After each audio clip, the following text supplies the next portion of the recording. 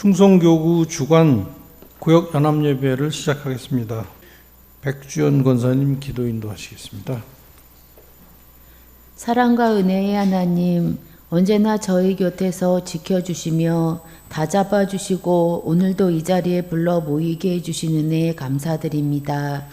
저희 입술과 머리로는 저희의 연약함을 알고 아무것도 알 수도 없는 존재임을 알지만 저희들의 이기적인 마음은 오늘도 헛된 것을 쫓고 눈앞에 보이는 이익을 쫓고 있는 어리석은 존재임을 고백하오니 용서하여 주옵소서. 이 시간 수송교회와 각 교구들을 위해 기도합니다. 비록 작은 믿음으로 모인 공동체지만 말씀과 예수님을 중심으로 한 믿음의 공동체가 되기를 원합니다. 서로 얼굴을 대하고 말씀을 나누고 삶을 나누며 서로를 위로하고 격려하고 기도함에 부족하지 않게 하옵시고 주님의 피로 세운 교회의 지체로 성장하게 하옵소서. 8월 1일, 2일을 전교인 수련회를 준비하고 있습니다. 매 순간 진행하는 모든 것에 주님이 함께 하시고 기도와 믿음으로 수련회를 맡게 하옵소서. 이 시간에도 전쟁의 공포로 두려움에 떠는 이들에게 주님의 손길을 펼치사 평화가 오도록 도와주시고 슬픔에 잠겨있는 이들에게 위로를 더하사 눈물이 마르기를 기도드립니다. 지금 영육간 아픔이 있는 이에게 추위의 은혜를 주시고 궁핍하여 부족한 이를 채워주시며 기도로 간구하는 이에게 넘치는 은혜를 더하여 주시기를 원하옵니다. 이 모든 말씀 예수님 이름으로 기도합니다. 아멘. 성경 말씀은 마태복음 22장 1절부터 14절까지입니다. 예수께서 다시 여러 가지 비유로 그들에게 말씀하셨다.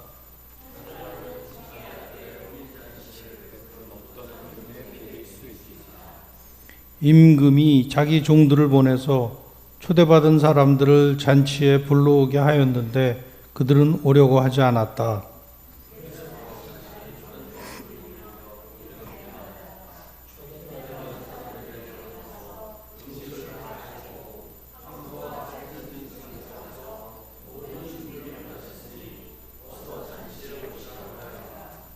그런데 초대받은 사람들은 그 말을 들은 척도 하지 않고 저마다 제가 할 곳으로 떠나갔다.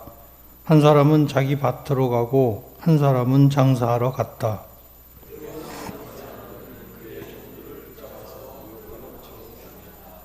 임금은 노해서 자기 군대를 보내서 그 살인자들을 죽이고 그들의 도시를 불살라 버렸다.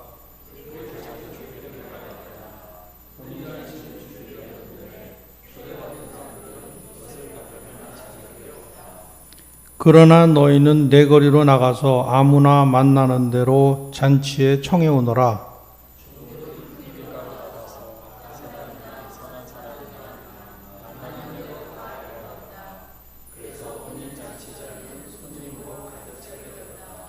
임금이 손님들을 만나러 들어갔다가 거기에 혼인 예복을 입지 않은 사람이 한 명 있는 것을 보고 그에게 묻기를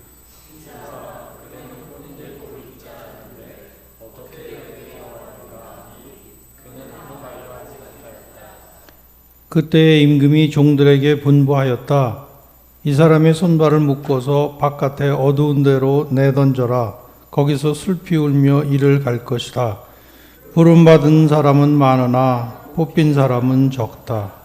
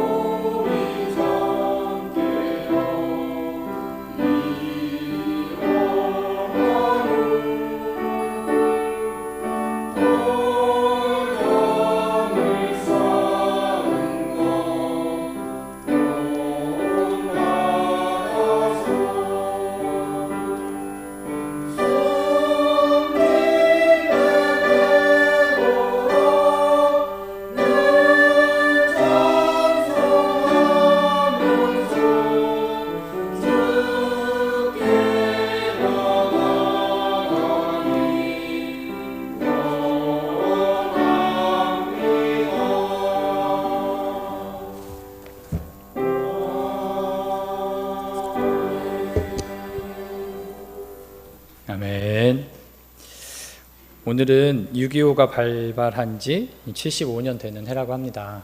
이 세계에, 우리나라뿐만 아니라 이 세계 어느 곳에서든 아픔과 상처와 죽음이 있는 이런 처참한 전쟁이 다시는 일어나지 않기를 기도합니다. 오늘 읽은 혼인잔치 비유의 말씀은 본문 바로 앞에 나온 다른 비유 말씀에 이어서 이제 계속되는 말씀입니다. 22장 1절에 보면 예수께서 다시 여러 가지 비유로 그들에게 말씀하셨다라고 기록하고 있는 것으로 보아서 앞에 하신 비유 말씀과 함께 이어지는 비유 말씀이 오늘 본문이라고 할 수 있습니다. 그만큼 하시고 싶은 말씀을 강조하고 있다 생각해 볼 수 있습니다. 무슨 말씀을 강조하고 싶으셨던 것일까요?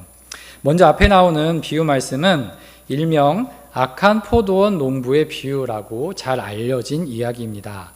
어떤 집주인이 있었는데 그는 포도원을 잘 일구어서 그것을 농부들에게 새로 주고 멀리 떠나게 됩니다. 이제 열매를 거둬들일 때가 되자 주인은 그 소출을 받으려고 자기 종들을 농부들에게 보냈습니다.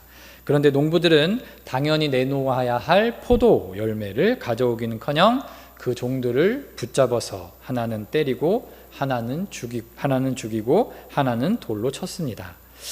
주인은 다시 다른 종들을 처음보다 더 많이 보내게 됩니다. 아마도 주인은 이 농부들에 대한 실망과 분노보다는 아직도 그들이 그 열매와 소출을 내줄 것이라는 기대를 하고 있는 것으로 보여집니다. 하지만 농부들은 앞선 종들에게 하듯이 똑같이 악행을 저지릅니다. 하지만 주인은 아직도 포기하지 않았습니다. 마지막으로 자기 아들을 보내기로 결정합니다. 그러면서 하는 말이 그들이 내 아들이야 존중하겠지 하는 것이었습니다. 여전히 마지막까지 농부들에 대한 기대를 저버리지 않고 있는 모습입니다. 그러나 농부들은 그 아들을 보고 이 사람은 상속자다. 그를 죽이고 그의 유산을 우리가 차지하자 하면서 아들을 잡아 포도원 밖으로 내쫓아 죽였습니다. 예수님께서는 비유를 마치시면서 그러니 포도원 주인이 올 때에 그 농부들을 어떻게 하겠느냐라고 묻자 그 이야기를 듣고 있던 사람들이 대답하길 그 악한 자들을 가차없이 죽이고 제때에 소출을 바칠 다른 농부들에게 포도원을 맡길 것입니다 라고 대답합니다. 그러자 예수님께서 또 말씀하시기를 그러므로 나는 너희에게 말한다. 하나님께서는 너희에게서 하나님의 나라를 빼앗아서 그 나라의 열매를 맺는 민족에게 주실 것이다. 이 말을 들은 대제사장들과 바리새파 사람들은 자기들을 가리켜 하시는 말씀임을 알아채고 예수님을 잡아서 죽이려 합니다. 하지만 예수를 예언자로 생각하는 무리들이 많이 있어서 그들이 무서워 그렇게 하지 못하고 있는 상황입니다. 이런 상황에서 예수님은 이어서 오늘 본문 말씀인 혼인잔치의 비유를 전하고 계신 것입니다. 악한 포도원 농부의 비유는 유대 종교 지도자들에 대한 심판의 말씀입니다. 하나님께서는 이스라엘 백성들을 선택하시고 그들에게 하나님의 뜻을 이루는 열매를 맺도록 하는 책임을 맡겨주셨습니다. 하지만 그들은 하나님의 뜻을 이루는 열매를 맺는 의무를 게을리했던 것이죠. 자신들이 하나님의 백성으로 선택받았다는 사실을 자랑이요 특권으로만 알고 있었던 것입니다. 하나님께서 맡기신 열매를 맺는 책임은 잃어버렸습니다. 하나님의 말씀이 아니라 그들 스스로가 만들어낸 장로들의 전통과 율법을 내세워 오로지 자신들만이 하나님의 은혜를 입을 수 있는 자격이 있는 자들이다 생각했습니다. 이제 그 열매를 거둬들일 때가 되어 하나님께서는 종들, 즉 하나님의 선지자들을 보내셨습니다. 이미 선민의식에 젖어있던 유대 지도자들은 그 선지자들의 말을 듣지 않고 그들을 내쫓았습니다. 하나님께서 보낸 선지자들이 능욕을 당하고 죽임을 당한 것은 구약의 역사에 기록되어 있는 사실입니다. 이제 마지막으로 하나님께서는 그의 아들인 예수 그리스도를 보내십니다. 그러자 그들은 저자만 없으면 하나님 나라는 자신들의 것이 될 것이라며 결국 예수를 죽이게 됩니다. 결국 하나님께서는 이스라엘 백성들에게서 하나님 나라를 빼앗아서 그 그 나라의 열매를 맺는 민족에게 주실 것입니다. 이제 유대인들이 아니라 새로운 이스라엘인 그리스도인들에게로 하나님의 나라가 넘겨지게 되었던 것이죠. 하나님 나라는 열매 맺는 책임을 저버린 유대 지도자들에게로부터 예수 그리스도를 따르는 그리스도인들, 즉 지금 우리 교회에게로 넘겨지게 된 것입니다. 이 말씀의 핵심은 유대 지도자들에 대한 심판과 그리스도인들에 대한 소망이 담겨 있습니다. 즉 이제 하나님의 나라는 유대인들에게서 교회로 넘겨지게 되었다라는 것이죠. 이런 말씀과 함께 혼인잔치의 비유도 동일한 내용을 전하고 있습니다. 오늘 읽은 이 혼인잔치의 말씀은 예수님께서 하늘나라는 자기 아들의 혼인잔치를 베푼 어떤 임금에게 비길 수 있다 말씀하시는 것으로 보아 혼인잔치에 대한 비유도 앞선 비유와 같이 하늘나라에 관한 말씀을 전하고 있는 것입니다. 한 임금이 있었습니다. 그런데 그는 자기 아들의 혼인잔치를 준비하였습니다. 이제 잔치 준비가 다 되어서 자기 종들을 보내 초대받은 사람들을 잔치에 불러오게 합니다. 그런데 잔치에 오겠다고 초대받았던 사람들이 오려고 하지 않았습니다. 그러자 왕은 앞선 비유와 마찬가지로 그래도 기대를 저버리지 않고 다시 다른 종들을 보내어 이렇게 말합니다. 초대받은 사람들에게로 가서 음식을 다 차리고 황소와 살찐 짐승을 잡아서 모든 준비를 마쳤으니 어서 잔치에 오시라고 하여라 라고 말입니다. 이 말에서 알 수 있듯이 어떻게든 그 초대받은 사람들을 잘 설득해서 제발 잔치에 참여할 수 있도록 하려는 그런 간절함이 묻어있는 모습입니다. 그런데 초대받은 사람들은 그 말을 들은 척 하지 않습니다. 그리고 저마다 제 갈 곳으로 떠났습니다. 한 사람은 자기 밭으로 가고 한 사람은 장사하러 가고 그리고 나머지 사람들은 그의 종들을 붙잡아서 모욕하고 죽였습니다. 그러자 임금은 노에 화가 나서 자기 군대를 보내서 어떻게 합니까? 그들을 죽이고 그들의 도시를 불살라 버렸습니다. 임금은 초대받은 사람들이 혼인잔치에 들어올 자격이 없다면서 이제 큰 길로 나가 악한 사람이나 선한 사람이나 만나는 대로 다 잔치에 초대하게 합니다. 그래서 혼인잔치는 그 자리는 손님으로 아주 가득 차게 되죠. 하지만 임금이 손님을 만나러 간 그 자리에 혼인 예복을 입지 않은 한 사람이 있었습니다. 근데 그 사람은 결국 그 예복을 입지 않았기 때문에 그 잔치에서 쫓겨나게 됩니다. 이 혼인잔치의 비유는 악한 포도 농부의 비유와 같이 유대 지도자들에 대한 심판과 새 이스라엘인 그리스도인들에 대한 구원의 소망이 동일하게 담겨 있습니다. 혼인잔치, 즉 하늘나라에 초대받은 사람들은 원래는 유대인들이었습니다. 하지만 그들은 이러한 초청을 거절하고 이들을 초대하러 간 종들을 능욕하고 죽였습니다. 결국 하늘나라는 자기들만이 선택받았다는 생각을 가진 유대인들에게로부터 그 초청에 응한 다른 모든 사람들에게로 옮겨지게 되었던 것이죠. 유대 지도자들은 하나님 나라에 들어가지 못하는 심판을 받게 되었고 아들의 혼인잔치에 들어온 사람들, 즉 예수 그리스도의 말씀을 듣고 따르는 사람들에게는 하나님 나라에 들어갈 수 있는 구원의 소망이 주어지게 되었다라는 것이 오늘 혼인잔치 비유의 말씀의 의미입니다. 유대 지도자들이 하늘나라에 들어가지 못한 이유는 무엇일까요? 이게 되게 중요한 건데요. 그것은 그들이 잔치에 불러도 오려고 하지 않았기 때문이었습니다. 3절 말씀에 오려 하지 않았다라는 말은 개역개정에서는 오기 싫어했다라고 번역을 하고 있습니다. 어떤 피치 못할 사정이 있어서 정말 어쩔 수 없어서 오지 못하는 것이 아니라 의도적으로 내가 저 잔치는 정말 가기 싫다라는 그런 마음에 잔치를 참여하는 것을 거부하고 있는 것입니다. 계속되는 하나님의 부르심에도 그들은 하나님의 말씀을 들은 척도 하지 않았기 때문에 결국 하늘나라는 그들에게서 빼앗겨진 것이었죠. 유대 지도자들은 이처럼 하나님의 말씀에 귀 기울이지 않았습니다. 그렇기 때문에 결국 심판에 이르게 되었던 것입니다. 이러한 유대 지도자들의 모습은 지금 우리의 모습이 또한 될 수 있습니다. 하나님께서 나를 택하셨다는 선민의식에 빠져서 오히려 하나님 말씀에 귀 기울이지 않고 내 고집대로 내가 만들어낸 하나님을 따라 살고 있지는 않은지 우리는 반성해 보아야 합니다. 무엇보다 교회 많은 지도자들과 권력자들이 하나님의 말씀을 따른다고 하면서 오히려 그 말씀을 자신들의 권력과 이익을 위해 사용하는 것을 보게 됩니다. 부패하고 부정한 모습을 하나님의 뜻이라는 핑계로 정당화시키는 경우들을 종종 보게 되죠. 하나님의 말씀을 듣고 따르기보다는 오로지 자신들 말의 안위와 이익을 생각하는 태도입니다.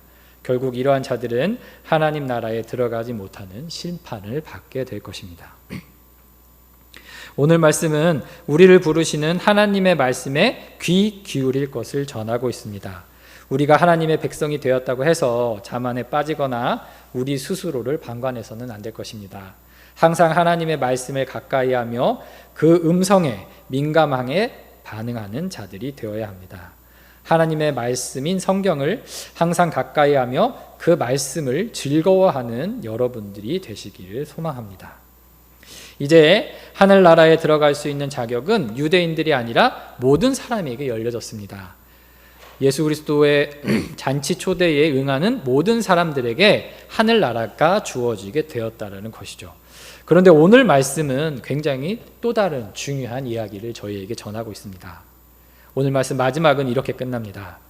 부름받은 사람은 많으나 뽑힌 사람은 작다라고 말이죠. 이게 뭘 말하는 것일까요? 이제 하늘나라가 모든 사람에게 주어졌지만 실제로 그 나라에 들어가는 사람들은 적다라는 것입니다. 하늘나라가 모두에게 개방되었지만 아무나 그곳에 들어갈 수 있는 것은 아니다 라는 예수님의 말씀입니다. 그렇다면 그 조건은 무엇일까요? 오늘 말씀이 얘기하고 있는 것은 바로 예복을 갖추어야 한다라는 것입니다. 예복을 갖춘 사람이어야 하늘나라에 머물 수 있다는 것이죠. 다른 말로 하면 예복을 갖추지 못한 사람은 결국 이 하늘나라에 들어갈 자격이 박탈된다는 것입니다. 이 예복의 의미에 대해서는 여러 가지 해석이 있습니다. 그런데 크게 두 가지로 이해할 수 있을 것 같은데요. 하나는 이 예복은 믿음이라는 것이고요. 다른 하나는 이 예복은 행실이라는 것입니다. 즉 예복을 갖추어야 하늘나라에 들어간다라는 것은 첫 번째로 모두가 교회로 부름을 받았지만 진정한 믿음을 지닌 사람만이 하늘나라에 들어갈 수 있다라는 것입니다. 그리고 두 번째 해석은 그리스도의 말씀을 실천하는 행함이라는 예복을 갖춘 사람만이 어디에 들어갈 수 있다는 겁니까? 하늘나라에 들어갈 수 있다는 것입니다.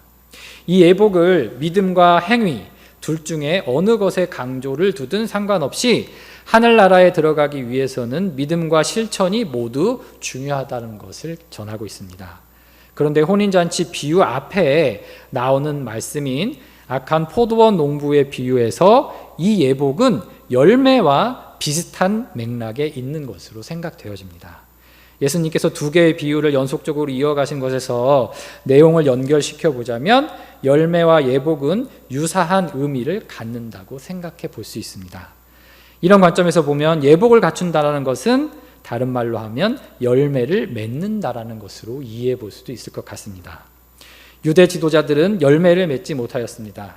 오히려 열매를 가져오라는 하나님의 여러 차례의 설득에도 열매를 맺기는커녕 결국 사람들을 죽이는 악행을 저지르는 결과를 가져왔죠. 그래서 이제 하늘나라는 유대 지도자들이 아니라 하나님 나라의 열매를 맺는 민족에게로 넘겨지게 되었습니다. 우리가 일반적으로 삶의 열매라고 하면 삶의 과정 중에 맺게 되는 행실과 실천의 결과를 의미합니다. 즉 이럴 때 열매는 행위와 행실이라고 이해하게 되지요. 마태복음은 이러한 행함과 실천에 대해 강조하는 말씀이 많이 나오는데요. 특히 마태복음 7장 15절에서 21절의 말씀은 열매와 행위의 관계를 잘 보여주고 있습니다. 제가 한번 읽어드리도록 하겠습니다. 죄송합니다. 마태복음 7장 15절부터 말씀입니다. 거짓 예언자들을 살펴라. 그들은 양의 탈을 쓰고 너희에게 오지만 속은 굶주린 이리들이다. 너희는 그 열매를 보고 그들을 알아야 한다. 가시나무에서 어떻게 포도를 따며 엉겅퀴에서 어떻게 무화과를 딸 수 있겠느냐. 이와 같이 좋은 나무는 좋은 열매를 맺고 나쁜 나무는 나쁜 열매를 맺는다. 좋은 나무가 나쁜 열매를 맺을 수 없고 나쁜 나무가 좋은 열매를 맺을 수 없다. 좋은 열매를 맺지 않는 나무는 찍어서 불 속에 던진다. 그러므로 너희는 그 열매를 보고 그 사람을 알아야 한다. 하고 나서 21절에 이어서 이렇게 말씀하십니다. 나더러 주님 주님 하는 사람이라고 해서 다 하늘나라에 들어가는 것이 아니다. 하늘에 계신 내 아버지의 뜻을 행하는 사람이어야 들어간다. 주님 주님이라고 하는 사람이라고 해서 다 하늘나라에 가는 것이 아니라 어떤 사람입니까? 좋은 열매를 맺는 사람, 즉 아버지의 뜻을 행하는 사람이라야 하늘나라에 들어간다라고 말씀하고 계신 것이죠. 이처럼 하늘나라는 하나님의 말씀을 듣고 그 말씀을 삶에서 실천하며 열매 맺는 사람들이어야 들어갈 수 있다는 것입니다. 하나님 나라인 혼인잔치에 들어갈 수 있는 사람은 예복을 갖춘 자들, 열매 맺는 자들, 즉 하나님의 뜻을 행하는 사람들이라는 것이죠. 지금 이 자리에 함께한 모든 분들이 우리 하나님 나라의 하늘나라의 천국 소망을 바라보면서 먼저는 하나님의 말씀을 늘 가까이 하고 나아가 그 말씀을 읽는 것에서 그치는 것이 아니라 그 말씀을 실천함으로 삶의 열매를 맺는 자들이 되기를 간절히 소망합니다. 함께 기도하시겠습니다. 사랑해 주님, 무더운 여름 날씨 가운데서도 하루하루 힘내어 살아갈 수 있는 용기를 주시고 주님의 사랑을 잊지 않고 함께 모여 예배하게 하시니 감사드립니다. 무엇보다 구원의 소망을 우리 모두에게 열어주시고 우리를 주님의 자녀로 불러주셔서 그리스도를 믿는 믿음으로 함께하는 교회가 되게 하여 주심에 감사드립니다. 하나님의 말씀을 항상 경청하며 그 말씀을 주야로 묵상하는 저희들이 되게 하여 주시옵소서. 그리고 그 말씀을 따라 하나님의 뜻을 행함으로 좋은 열매를 맺는 자들이 되게 하여 주시옵소서.